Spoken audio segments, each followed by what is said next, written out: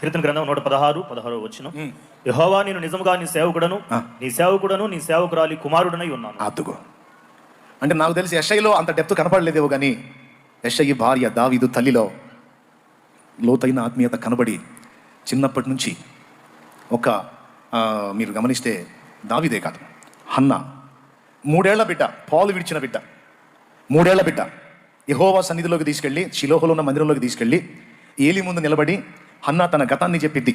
ఫలానా టైంలో నేను వచ్చానండి, స్పెషల్ ప్రేయర్కి వచ్చాను, ఆ ప్రేయర్లో నేను ప్రార్థన చేసుకుంటున్నాను, ఏకాంతంగా మూలుగులతో విజ్ఞాపన చేస్తున్నాను, నా ఆత్మను ఆయన సన్నిధిని కుమ్మరించుకుంటున్నాను, మీరేమో మద్యం తాగి మూలుగుతున్నాను అనుకున్నారు, గుర్తొచ్చిందా అంటే గుర్తొచ్చింది తల్లి, ఆ రోజు నేను అన్నాను కదా నాకు దేవుడు బిడ్డనివ్వాలని, మీరు కూడా ఆశీర్వదించారు కదా, ఇదిగో వీడే ఆ బిడ్డ. ఆ రోజు నేను మీకు చెప్పిన మాట ప్రకారం ఇదిగో ఇప్పుడు వీడు పాలు విడిచిన వాడయ్యాడు. ఇది మొదలుకొని వాడు యెహోవాకు ప్రతిష్ఠితుడు అంది. ప్రతిష్ఠితుడు అంటే ఆ 3 ఏళ్ల బిడ్డకి ఏం తెలుసండి? ఈరోజు 3 ఏళ్ల బిడ్డలు చాలామంది ఉన్నారు ఇక్కడ, ఒక్కడు కూడా వాళ్ళ అమ్మ దగ్గర కుదురుగా కూర్చోడు. ఒరిజినల్ ఆదాము సరుకులాగా కనపడతారు. దేవునికి స్తోత్రం కలుగును గాక. హల్లెలూయా. ఉన్న చాటు ఉండమన్న చాటు ఉండరు కదా, ఒరిజినల్ సరుకు. వినరు, ఒక్కడు కూడా వినరు. కానీ 3 ఏళ్ల బిడ్డకి తల్లి దైవజనుడితో మాట్లాడుతుంటే అలాగూ నిలబడ్డాడు. ఇది మొదలుకొని వీడు యెహోవాకు ప్రతిష్ఠితుడు అండి అనగానే ఏమనుందో తెలుసా లేఖనంలో?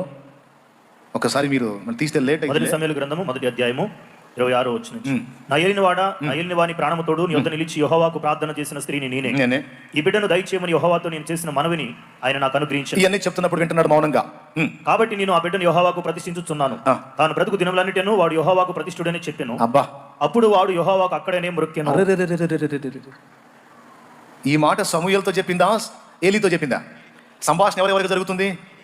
3 ఏళ్ల బిడ్డని ఏలి మందిరంలో ఎలా ఉంచుకున్నాడో తెలుసా? ఆ 3 ఏళ్ల ప్రాయములోనే తాను దేవునికి ఎంత కనెక్ట్ అయ్యాడో ఆ చిన్న కార్యము ద్వారా సమూయేలు చూపించాడు ఏలికి. దేవునితో ఎలా కనెక్ట్ అయ్యాడో, దేవునితో ఎలా కలిసిపోయాడో ఆ చిన్న కార్యము ద్వారా సాక్ష్యం ఇచ్చాడు. ఇక మారు మాట్లాడకుండా వదిలిపెట్టి వెళ్ళిపోమ్మా అన్నాడు.